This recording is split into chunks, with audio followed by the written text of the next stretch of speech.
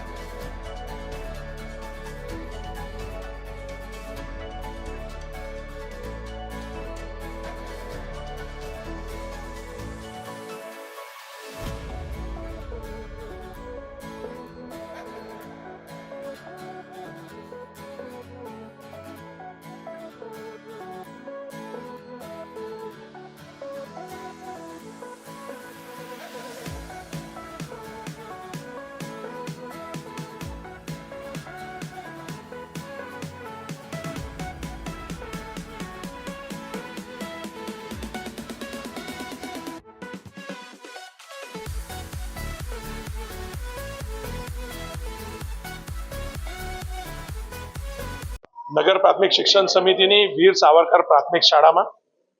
આજે ભવ્ય ભારત ફાઉન્ડેશન અને એલ્કોન લેબોરેટરી પ્રાઇવેટ લિમિટેડ આ કંપનીના સહયોગથી આજે કમ્પ્યુટર લેબ, નવો કમ્પ્યુટર લેબ અને આશરે 10 જેટલા કોમ્પ્યુટર ધરાવતી આ લેબ વાલા વિદ્યાર્થી બાળકોને અર્પણ કરવામાં આવી છે। હું ભવ્ય ભારત ફાઉન્ડેશનના તમામ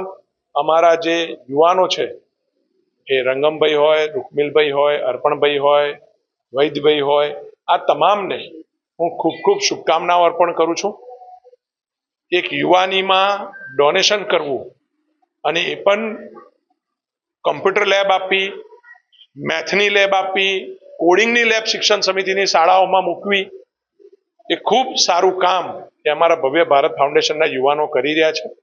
વિદ્યાર્થી બાળકોને પણ ખૂબ મોટો ફાયદો એમના દ્વારા થઈ રહ્યો છે।